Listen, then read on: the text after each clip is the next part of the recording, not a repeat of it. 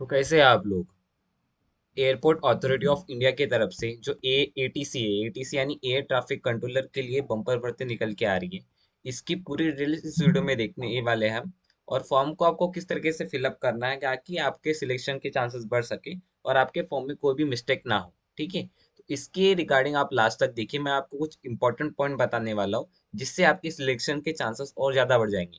तो ये जो भर्ती है ये है airport authority of India, ATC. ATC post के लिए एयर ट्रैफिक कंट्रोलर के लिए, इसका मैं आपको बता देता हूँ। ठीक है, ये इसमें टोटल 309 वैकेंसी से आपको अप्लाई मोड ऑनलाइन कर देना है।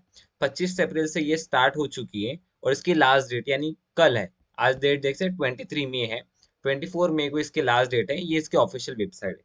इसके जो सभी डिटेल्स रहेंगे, डॉक्यूमेंट्स रहेंगे, मैं डिस्क्रिप्शन में डाल दूंगा, वहाँ पे आप जाके चेक कर सकते हैं।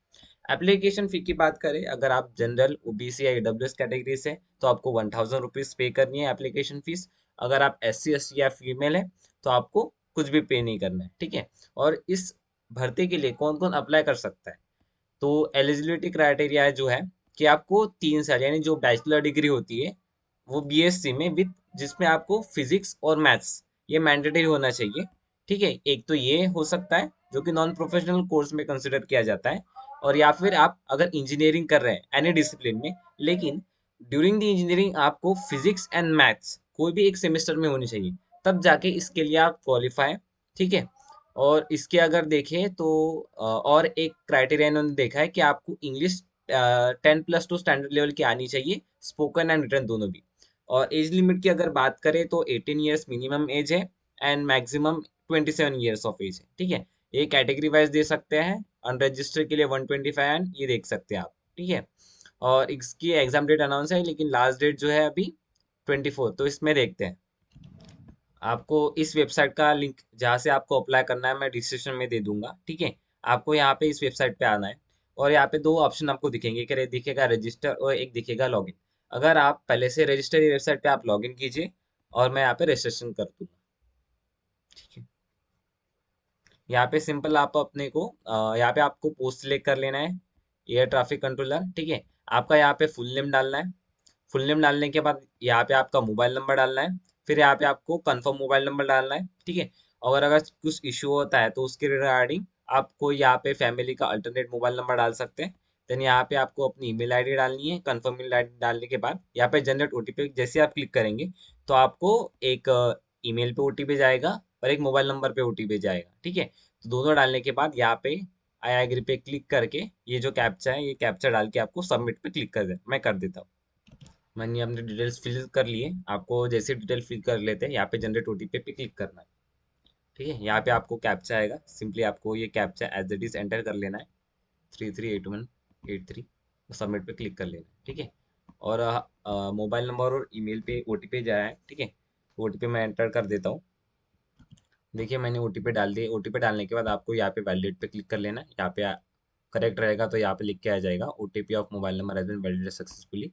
और ईमेल पे भी आपको वैलिडेट पे क्लिक कर लेना है। ठीक है, ये दोनों भी वैलिड हो गए। आपको आई एग्री पे क्लिक कर लेना है फिर से। तो यहाँ पे कैप्चा डाल के 428992 सबमिट डालें, एक को रीवेरीफाई कर लेना है। ठीक है, यहाँ पे आपको डिटेल्स आएगी, आपको चेक मार्क पे क्लिक कर लेना है। फिलहाल के लिए जैसे आप करते हैं तो आपको एसएमएस पे अपनी जो आईडी रहेगी, रजिस्ट्रेशन आईडी, और ईमेल पे आपको आ जाएगी, उसको आप संभाल के रख लीजिए। और यहाँ पे आपको एक ऐसा पेज फिल हो जाएगा। ठीक है, आपको यहाँ पे जो ऑप्शन है गो टू द एप्लीकेशन पे क्लिक कर लेना है। ठीक है,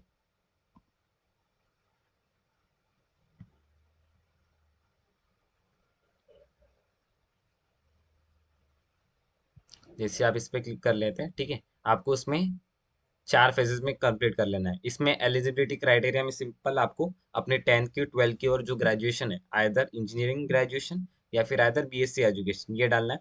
second, communication details. Communication details में आपको अपनी एड्रेस डालना है, परमानेंट एड्रेस डालना है, जो भी आपकी लोकेशन रहे उसके रिगार्डिंग डालना है। क्वालिफिकेशन एक्सपीरियंस में डालना है। ठीक है, और फिर लास्ट में आपको डॉक्यूमेंट अपलोड कर लेना है। मैं आपको दिखाऊंगा किस तरीके से अपलोड करना है। ठीक है, तो भरते हैं फॉर्म। सिक्योरिटी के लिए मैंने अपना रजिस्ट्रेशन डिटेल्स हाइड किए हैं। ठीक है, यहाँ पे आपको पास नो दिखा रहा है, यहाँ पे आपको जेंडर सिलेक्ट कर लेना है। ठीक है, फिर यहाँ पे आपको अपने डेट ऑफ बर्थ डालनी है। ठीक है, डेट ऑफ बर्थ डालने के बाद आपको अगर इंडिया के सिटीजन है तो भी आप इसमें अप्लाई कर सकते हैं, यहाँ पे चेक मार्क कीजिए। और यहाँ पे रिजर्वेशन कैटेगरी आप ओबीसी से बिलोंग करते हैं, एससी एसटी से बिलोंग करते हैं, वो आपको यहाँ पे मेंशन करना है। यहाँ पे पर्सनल डिटेल्स रहेगी, आपका नेम यहाँ पे चेक कर लेना, मैंने हाइड किया है, ठीक है। उसके बाद अपना मोबाइल नंबर एक बार चेक कीजिए, अल्टरनेट मोबाइल नंबर चेक कीजिए। उसके बाद अपनी जीमेल आईडी एक बार आपको चेक कर लेना है, ठीक है। फिर यहाँ पे है डिसेबिलिटी डिटेल्स में आते हैं, ठीक है। अगर आप डिसेबल हो गए तो यस पे क्लिक करके आपका डिसेबिलिटी टाइप चूज कीजिए। अगर आप एकदम फिट है तो यहाँ पे आपको नो पे क्लिक कर लेना है, ठीक है। एक्स सर्विसमैन, अगर आप एक्स सर्विसमैन है, पहले से सर्विस में है, तो आपको यहाँ पे यस पे क्लिक कर लेना है, और जो ज्वाइनिंग डेट है वो आपको डालनी है। अगर नहीं होंगे तो आपको सिंपली नो पे क्लिक कर लेना है। यहाँ पे टेस्ट सिटी एंड प्रेफरेंस में जाके आपको सबसे पहले स्टेट चूज कर लेना है, जैसे मैं चूज कर लेता हूँ महाराष्ट्र, एंड उसमें आपको सिटी चूज कर लेनी है, ठीक है। आपको कौन सा चाहिए, ठीक है। इस तरीके से आप टोटल 5 स्टेट और सिटी के प्रेफरेंस डाल सकते हैं, ठीक है। फिर आते हैं नेक्स्ट डिटेल्स में, गवर्नमेंट एम्प्लॉय डिटेल्स। अगर आप पहले से एआई की इम्पोर्टेंट या कोई अदर स्टेट गवर्नमेंट में एम्प्लॉय है करंटली, तो यहाँ पे यस पे क्लिक कीजिए, नहीं तो नो पे क्लिक कीजिए। फिर अगर आप रेगुलर एआई की एम्प्लॉय है क्या, यस पे क्लिक कीजिए या फिर नो पे। अगर आपने इसके पहले एआई में अप्रेंटिसशिप की होगी तो आपको यस पे क्लिक कर लेना, देन आपको 7x पे क्लिक कर लेना। यहाँ पे आपको सभी डिटेल्स फिल करने के बाद 7x पे आपको क्लिक कर लेना है, ठीक है। डेटा से सक्सेसफुली। यहाँ पे सिंपली देखिए, सेकंड जो पार्ट है ये है कम्युनिकेशन डिटेल्स।